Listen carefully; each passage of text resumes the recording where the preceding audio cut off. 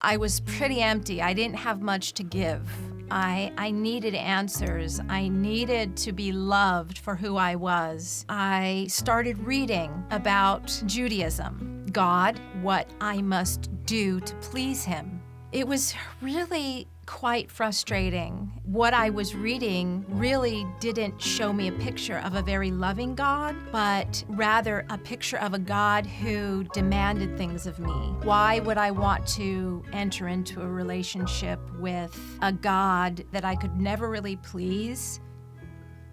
I was different from my Gentile friends. I proudly wore my Jewish star. I was happy to tell my Catholic friends that I couldn't go to church with them. But in terms of really understanding what it meant to be Jewish, I really couldn't tell you, except that I wasn't supposed to believe in Jesus.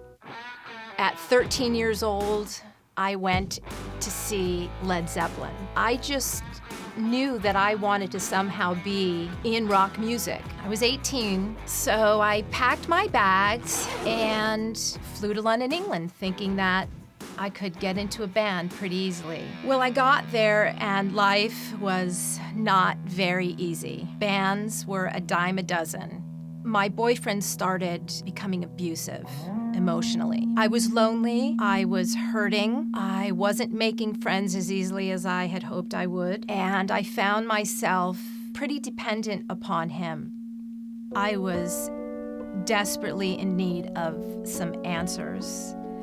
I thought that I would find the answers to the meaning of my life, the meaning of love in my religion. So I went to the library and I checked out a few of the books that were available on Judaism. I started reading about God and I read a lot about what I must do to please Him. It was really quite frustrating and disturbing to me that what I was reading really didn't show me a picture of a very loving God, but rather a picture of a God who demanded things of me. I was pretty empty. I didn't have much to give.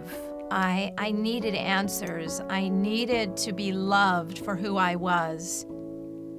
I ended up just putting those books down and just really kind of going into a sort of depression. And my relationship with this guy only got worse. The abuse really just intensified. At that same time, my brother and my best friend started sharing with me that if I wanted to know the way of happiness, if I wanted to know the truth, if I wanted joy in my life and peace, then I needed to turn to Jesus. Even though I wasn't a religious Jew, there was no way that I wanted to turn to this Jesus.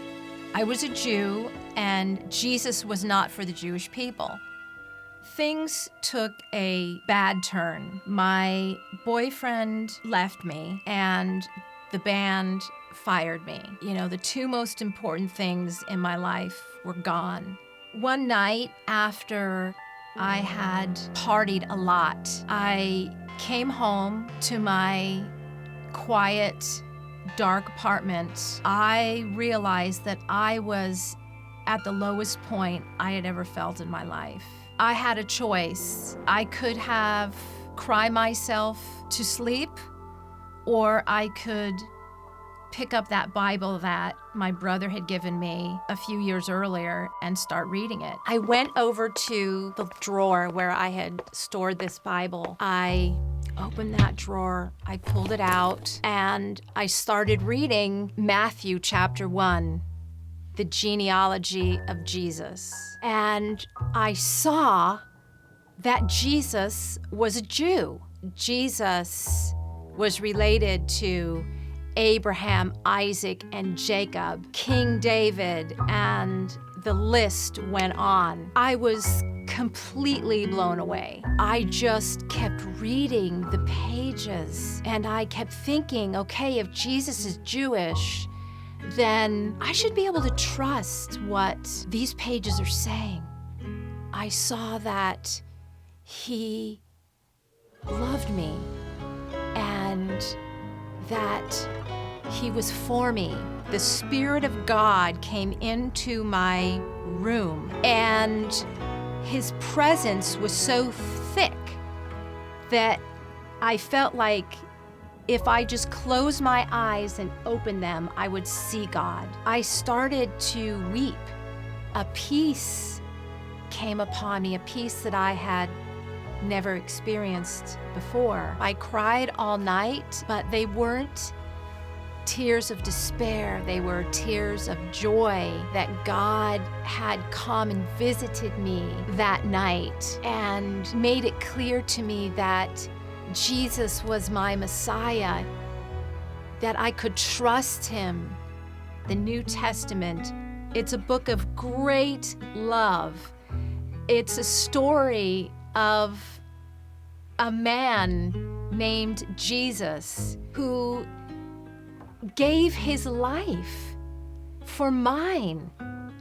And I found that after I learned that about Him, that I wanted nothing more than to give my life to Him.